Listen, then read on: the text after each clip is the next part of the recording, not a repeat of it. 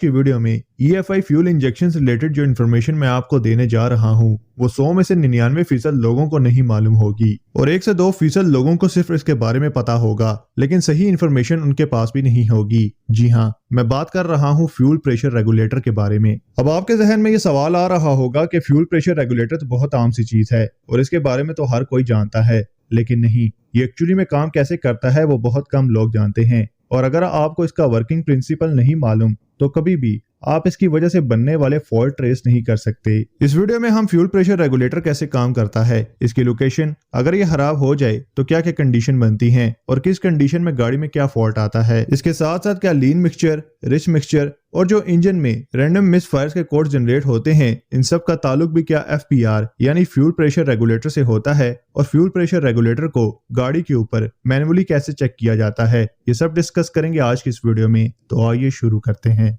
सबसे पहले जानते हैं कि फ्यूल प्रेशर रेगुलेटर काम कैसे करता है। फ्यूल प्रेशर रेगुलेटर का मेन काम फ्यूल को रेगुलेट करना होता है। इसकी लोकेशन ज्यादातर गाड़ियों में आपको फ्यूल इंजेक्टर्स के ऊपर कॉमन रेल पर मिलेगी। बहुत से टेक्नीशियंस के माइंड में यह मिथ है कि फ्यूल प्रेशर रेगुलेटर का बेसिक काम फ्यूल टैंक से आने वाले फ्यूल के प्रेशर को एक जगह कांस्टेंट रखना है और बाकी का जो फ्यूल है उसे वापस फ्यूल टैंक में भेजना है, यानी कॉमन रेल में फ्यूल के प्रेशर को फिक्स रखना है, ना ज्यादा होने देना है और ना कम। तो फ्यूल प्रेशर रेगुलेटर बिल्कुल भी ऐसे काम नहीं करता। अब क्या होता है कि जब गाड़ी आइडल या फिर लो RPM पर चल रही होती है तब उसे हाई प्रेशर फ्यूल की जरूरत होती है, क्योंकि लो RPM पर इंजन में जो एयर सक्शन है यानी जो एयर का खिंचाव है वो कम होता है। अब जब फ्यूल इंजेक्टर्स ओपन होते हैं तो उससे निकलने वाला फ्यूल पूरी मिकदार में कंबक्शन चेंबर में नहीं पहुंच पाता।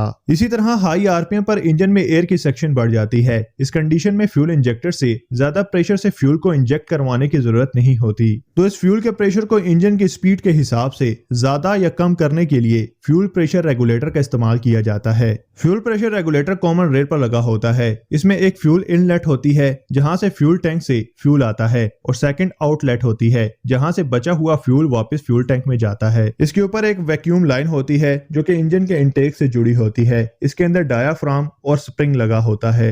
अब जब इंजन स्लो RPM पर होता है तो यह डायाफ्राम क्लोज होता है और कॉमन रेल में फ्यूल का प्रेशर ज्यादा होता है और जैसे ही इंजन हाई RPM पर जाता है तो इंजन का वैक्यूम बढ़ने से ये डायाफ्राम ऊपर की जानिब खींचकर ओपन हो जाता है और फ्यूल वापस फ्यूल टैंक में जाने लगता है और ऐसे कॉमन रेल में फ्यूल प्रेशर कम हो जाता है। इसको और आसान करके समझते हैं तो ये है फ्यूल कॉमन रेल। इस वक्त इसमें 45 PSI फ्यूल प्रेशर है।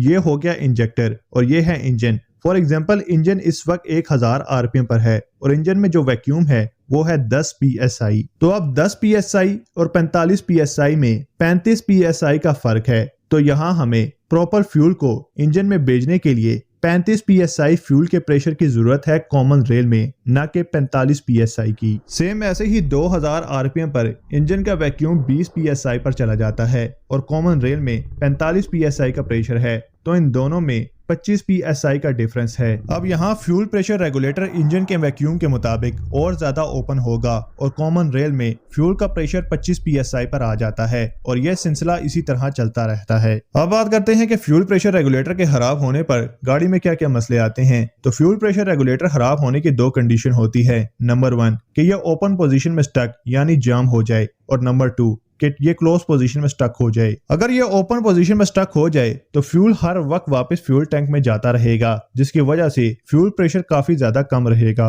इस सिचुएशन में loss of power, low pickup, rough idling, engine का देर से स्टार्ट होना, इसके अलावा लीन मिक्सचर का इशू आता है कम फ्यूल जाने से। इसी तरह क्लोज पोजीशन में स्टक होने से कॉमन रेल में फ्यूल का प्रेशर बढ़ जाएगा और इंजन में और फ्यूल जाने लगेगा, जिसकी वजह से बैड फ्यूल इकोनॉमी और रिच मिक्सचर का इशू आएगा। डाटा ट्रबल कोड्स की बात करें तो फ्यूल प्रेशर रेगुलेटर से रिलेटेड बराह रास्त आपको डाटा ट्रबल कोड्स देखने को नहीं मिलेंगे, क्योंकि ये मैकेनिकली कंट्रोल होता है। इसका ECM से कोई कनेक्शन नहीं होता, लेकिन फिर भी इससे रिलेटेड ECM 2 कोड्स जनरेट करता है जो कि आपको स्क्रीन पर नजर आ रहे हैं। इसके अलावा फ्यूल प्रेशर रेगुलेटर खराब होने पर लीन मिक्सचर का कोड, रिच मिक्सचर का कोड और रैंडम मिस फायर के कोड्स भी जनरेट होते हैं। फ्यूल प्रेशर रेगुलेटर को गाड़ी के ऊपर मैनुअली चेक करने का सबसे आसान तरीका ये है कि आप प्लायर की मदद से फ्यूल की वापसी की जो लाइन है जो कि फ्यूल टैंक में जा रही है उसे बंद कर दें। अगर fuel pressure regulator open position में स्टक होगा तो इंजन में मिसिंग, लो पिकअप और रफ आइडलिंग खत्म हो जाएगी। इसी तरह अगर क्लोज पोजीशन में स्टक होगा तो रिटर्न फ्यूल लाइन को बंद करने पर इंजन पर कोई फर्क नहीं पड़ेगा। उम्मीद है कि आज आपको फ्यूल प्रेशर रेगुलेटर्स में मुतालिक कुछ नया जानने को मिला होगा।